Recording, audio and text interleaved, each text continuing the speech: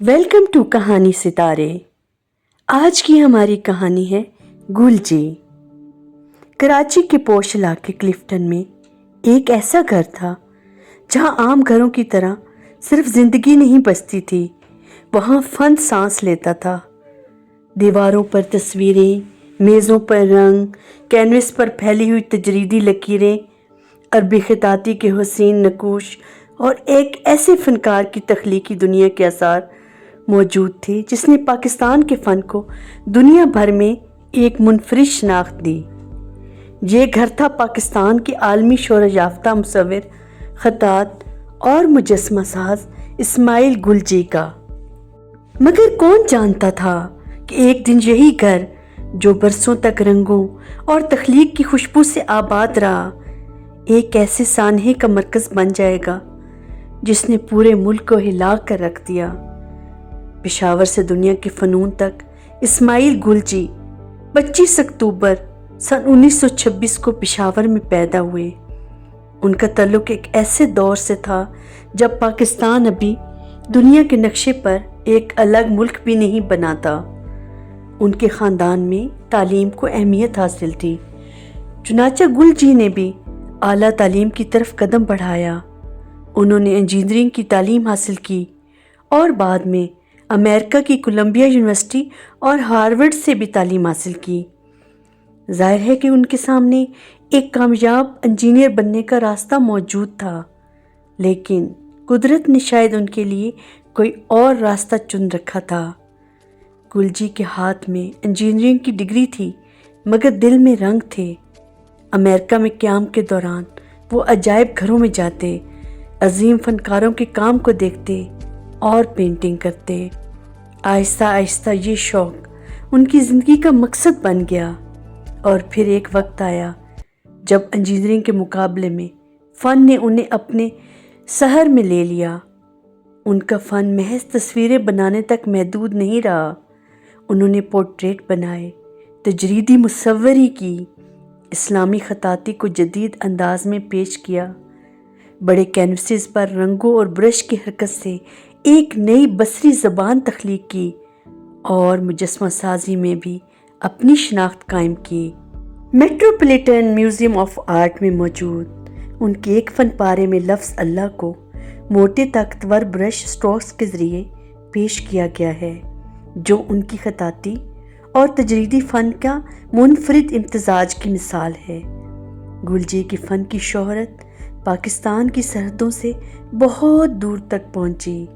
वो आलमी शख्सियात के पोर्ट्रेट बनाने के लिए भी मशहूर हुए और उनका फ़न शाही ख़ानदानों, सियासी शख्सियात और दुनिया के मुख्तलिफ हिस्सों तक पहुंचा। इस्लामाबाद की फैसल मस्जिद के मीनारों के हवाले से भी उनके फ़न का जिक्र मिलता है। उनकी ज़िंदगी में उन्हें प्राइड ऑफ परफॉर्मेंस, सितारा इम्तियाज़ और हिलाल इम्तियाज़ जैसे एजाज़ात भी मिले।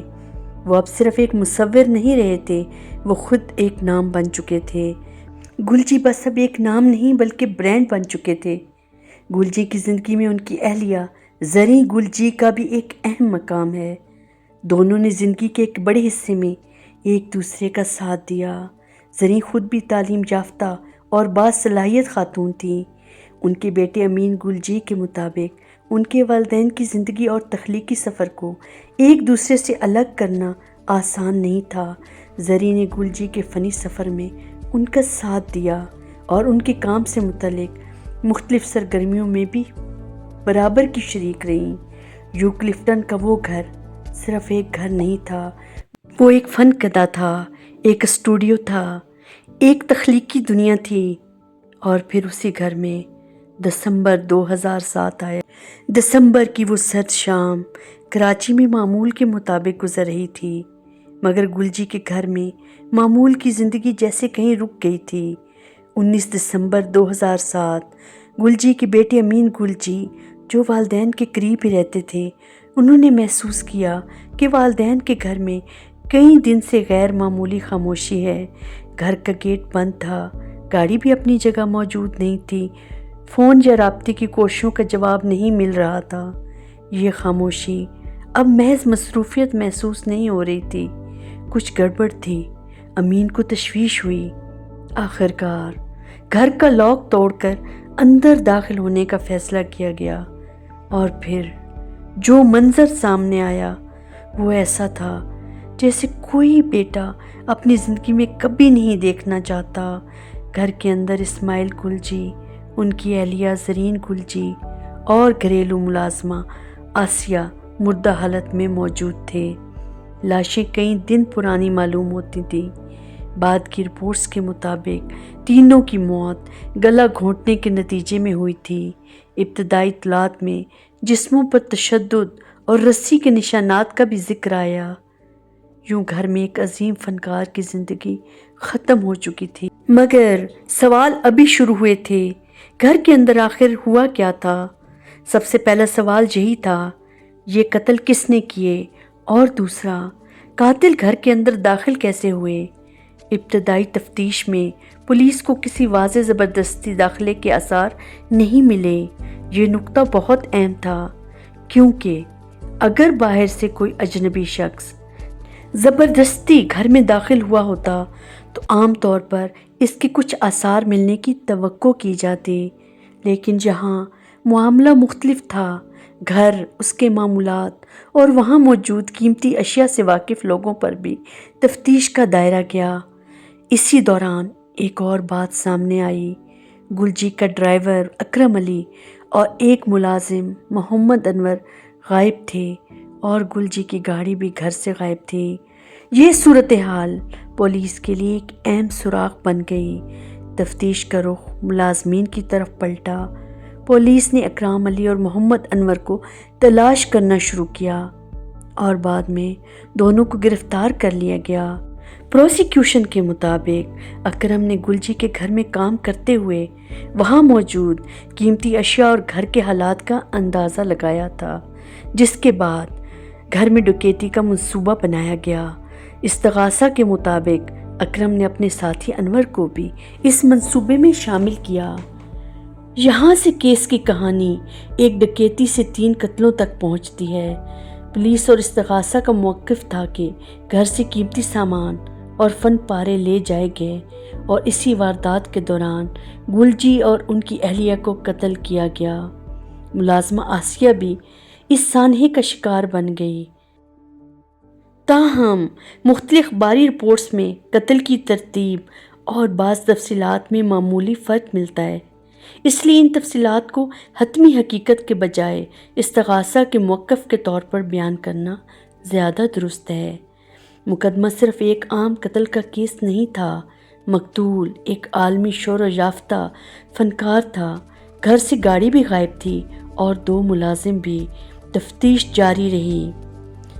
فروری 2008 میں اکرم علی اور محمد انور کو گرفتار کر لیا گیا۔ رپورٹس کے مطابق پولیس نے ان کے قبضے سے گلجی کی گاڑی بھی برآمد کر لی، جبکہ ایک سوٹ کیس سے کیمرہ اور گلجی کی بنائی ہوئی پینٹنگز کی برآمدی کا بھی استغاثہ نے دعویٰ کیا۔ اب پولیس کے پاس ملزمان تھے، مگر عدالت میں جرم ثابت کرنا ایک الگ مرحلہ تھا، اور یہی مرحلہ تقریباً 1 دہائی تک جاری رہا۔ مقدمہ جو 10 سال تک چلتا رہا۔ گلجی قتل کیس عدالت میں پہنچا تو قانونی سفر طویل ہوتا چلا گیا۔ مقدمہ میں FIR نمبر 490-07 درج ہوئی اور قتل سمیت دیگر دفعات کے تحت کارروائی شروع ہوئی۔ پروسیکیوشن نے متعدد گواہوں کے بیانات پیش کیے۔ ملزمان نے اپنے خلاف الزامات سے انکار کیا اور مقدمہ لڑا۔ سال گزرتے گئے۔ 2008، 2009، 2010، پھر کئی اور سال۔ 2016 تک بھی مقدمہ اپنے حتمی مرحلے میں پہنچ کر مکمل فیصلے کا منتظر تھا، اور پھر 2017 آ گیا۔ 10 سال بعد عدالت کا فیصلہ۔ 23 مئی 2017 کراچی کی ایک سیشن عدالت نے گلجی، ان کی اہلیہ زرین گلجی اور ملازمہ آسیہ کے قتل کے مقدمے میں اکرم علی اور محمد انور کو مجرم قرار دے کر عمر قید کی سزائیں سنائی۔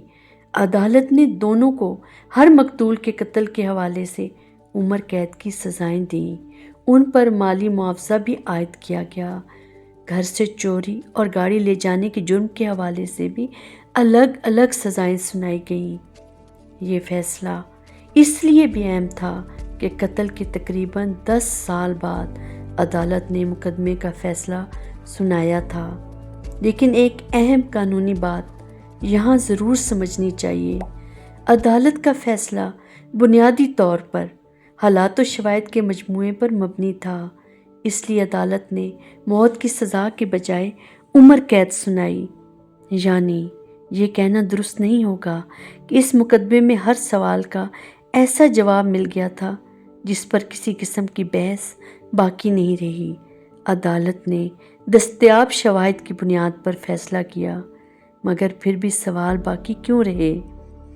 گلجی کی شہرت بہت بڑی تھی، ان کے گھر میں قیمتی فن پارے موجود تھے، ان کی زندگی غیر معمولی تھی، اور قتل کا طریقہ بھی ایسا تھا کہ لوگوں کے ذہنوں میں بے شمار سوال پیدا ہونا فطری تھا۔ کچھ لوگوں نے انتقام کی بات کی، کچھ نے فن پاروں اور قیمتی سامان کو ممکنہ مقصد قرار دیا۔ ابتدائی تفتیش کے دوران سابق ملازمین اور دیگر امکانات بھی زیر بحث آئے۔ جنوری 2008 کی ایک رپورٹ میں پولیس کے بعض تفتیش کاروں کی جانب سے انتقام کے امکان کا بھی ذکر کیا گیا تھا، جبکہ بعد کے مقدمے میں استغاثہ نے ڈکیتی کو بنیادی محرک قرار دیا۔ یہی وہ مقام ہے جہاں ایک ذمہ دار کہانی کار کو رک کر یہ واضح کرنا چاہیے، تحقیقاتی قیاس ایک چیز ہے اور عدالت سے ثابت شدہ حقیقت دوسری۔ وقت کے ساتھ اس واقعے کے بارے میں مختلف باتیں گردش کرتی رہیں، مگر کسی بڑے خفیہ منصوبے یا وسیع تر سازش کا معتبر عدالتی ثبوت سامنے نہیں آیا۔ اس لیے گلجی کے قتل کو کسی غیر ثابت شدہ سازش سے جوڑنا درست نہیں ہوگا۔ عدالت نے جن 2 افراد کو مجرم قرار دیا ان کے خلاف فیصلہ موجود ہے۔ ایک گھر جو 18 سال تک خاموش رہا۔ قتل کے بعد گلجی کا گھر صرف ایک عمارت نہیں رہا تھا، وہ ایک یاد بن گیا تھا۔ ان کا بیٹا امین گلجی قریب ہی رہتے تھے۔ قتل کے بعد گھر کو بند کر دیا گیا، اندر وہی دنیا موجود تھی جسے گلجی چھوڑ کر گئے تھے۔ کینوس، برش، تصویریں اور رنگ ہی رنگ، خاندانی تصاویر اور ایک فنکار کی زندگی کے وہ نشانات جو اچانک رک گئے تھے۔ امین گلجی کے مطابق یہ جگہ طویل عرصے تک ساکت رہی، پھر برسوں بعد ایک فیصلہ کیا گیا، اس گھر کو ایک میوزیم بنایا جائے۔ جہاں موت کی خاموشی تھی وہاں فن پھر بول اٹھا۔ 2025 میں گلجی کی اسی سابق گھر اور اسٹوڈیو کو گلجی میوزیم کی شکل دی گئی۔ یہ محض ایک میوزیم نہیں بلکہ ایک فنکار کی پوری زندگی کو محفوظ کرنے کی کوشش تھی۔ میوزیم میں سن 1950 سے 2007 تک کے فن پارے موجود ہیں اور اسے مختلف موضوعاتی حصوں میں تقسیم کیا گیا ہے۔ رپورٹس کے مطابق یہاں 170 سے زیادہ فن پارے رکھے گئے ہیں، جبکہ میوزیم میں گلجی کی مصوری، خطاطی، مجسمہ سازی، ابتدائی کام، پورٹریٹ اور خاندانی زندگی سے متعلق مواد بھی شامل ہے۔ یہ وہی گھر ہے جہاں کبھی گلجی نے کینوس پر رنگ بکھیرے تھے، وہی جگہ جہاں برش ان کے ہاتھ میں زندگی کی نئی شکلیں پیدا کرتا تھا، وہی جگہ جہاں زریں گلجی کے ساتھ ایک خاندان کی زندگی گزری، اور وہی جگہ جہاں دسمبر 2007 میں 3 زندگیاں ہمیشہ کے لیے خاموش ہو گئیں۔ اب وہاں خاموشی نہیں، وہاں گلجی کا فن بولتا ہے، ایک فنکار جسے موت بھی مٹا نہ سکی۔ گلجی کی موت نے ان کی زندگی ختم کر دی، لیکن ان کا فن ختم نہیں ہوا۔ آج بھی ان کے بنائے ہوئے فن پارے دنیا کے مختلف عجائب گھروں اور میوزیم میں اپنی پوری شان کے ساتھ موجود ہیں۔ نیو یارک کے میٹروپولیٹن میوزیم آف آرٹ میں بھی گلجی کا فن پارہ موجود ہے۔ ان کا سن 1999 کا اللہ نامی آئل آن کینوس فن پارہ اس بات کی مثال ہے کہ انہوں نے اسلامی خطاطی کو بڑے پیمانے کی تجریدی مصوری کے ساتھ کس طرح جوڑا۔ ان کے فن میں حروف صرف حروف نہیں رہتے، وہ حرکت بن جاتے تھے، رنگ بن جاتے تھے، روشنی بن جاتے تھے، اور کبھی کبھی ایسا محسوس ہوتا تھا جیسے ایک پورا روحانی تجربہ کینوس پر اتر آیا ہو۔ اور پھر ایک سوال، کبھی کبھی تاریخ عجیب دائرہ بناتی ہے۔ ایک شخص اپنی پوری زندگی رنگوں سے دنیا کو خوبصورت بناتا ہے، وہ چہروں کو کینوس پر محفوظ کرتا ہے، وہ لفظوں کو فن میں بدلتا ہے، وہ اللہ کے نام کو رنگوں اور حرکت کے ذریعے پیش کرتا ہے، وہ اپنے گھر کو ایک تخلیقی دنیا بنا دیتا ہے، اور پھر اسی گھر میں اس کی زندگی کا آخری باب لکھا جاتا ہے۔ گلجی کے ساتھ بھی کچھ ایسا ہی ہوا۔ 16 دسمبر 2007 ان کی وفات کی تاریخ کے طور پر متعدد فنی سوانح میں درج ہے، جبکہ 19 دسمبر 2007 وہ تاریخ ہے جس دن ان کی لاشیں دریافت ہوئیں۔ چونکہ لاشیں کئی دن پرانی تھیں، اسی وجہ سے دونوں تاریخیں مختلف حوالوں میں نظر آتی ہیں۔ یہ فرق خود اس کیس کی پراسرار کیفیت کو سمجھنے میں اہم ہے، لیکن ایک بات واضح ہے، دسمبر 2007 میں پاکستان نے صرف ایک عظیم فنکار ہی نہیں کھویا تھا، بلکہ ایک قیمتی اثاثہ کھو دیا۔ رنگوں سے بولتا فن کدہ خاموش ہو گیا۔ کوئی بھی حساس دل آج جب گلجی میوزیم میں داخل ہو تو شاید سب سے زیادہ عجیب احساس یہی ہو۔ آپ ایک ایسے گھر میں داخل ہوتے ہیں جہاں کبھی ایک عظیم فنکار رہتا تھا۔ آپ ان کا اسٹوڈیو دیکھتے ہیں، ان کے برش دیکھتے ہیں، ان کے فن پارے دیکھتے ہیں، ان کی بنائی ہوئی تصویروں میں زندگی محسوس کرتے ہیں، اور پھر اچانک ذہن میں دسمبر 2007 کا وہ تاریک دن آ جاتا ہے۔ ایک گھر، 3 لاشیں، ایک غمزدہ بیٹا، ایک طویل تفتیش اور 10 سالہ عدالتی سفر، اور پھر ایک فیصلہ۔ مگر شاید اس پوری کہانی کا سب سے بڑا سبق یہ ہے کہ انسان ختم ہو جاتا ہے مگر اس کا کام باقی رہ جاتا ہے۔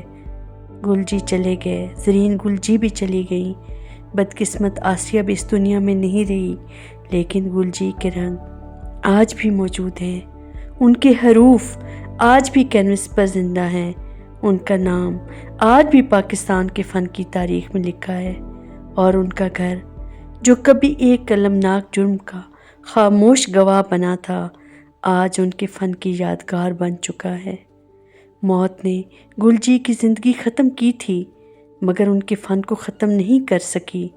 اللہ تعالیٰ گلجی، ان کی اہلیہ زرین گلجی اور ملازمہ آسیہ سمیت اس سانحے میں جان سے جانے والے تمام افراد کی مغفرت فرمائے، ان کے درجات بلند فرمائے اور ان کے لواحقین کو صبر عطا فرمائے۔ کبھی کبھی کسی گھر کی دیواریں صرف اینٹوں اور سیمنٹ سے نہیں بنتی، وہ اپنے اندر پوری زندگیاں، خواب، محبتیں اور راز محفوظ رکھتی ہیں، اور گلجی کا گھر آج بھی ایک ایسی ہی کہانی سناتا ہے، رنگوں سے شروع ہونے والی کہانی اور خاموشی پر ختم ہونے والی داستان۔ کہانی ستارے میں سچی کہانیاں، المناک داستانیں اور دلچسپ قصے سننے کے لیے میرے چینل کو سبسکرائب کریں، لائک اور شیئر کریں۔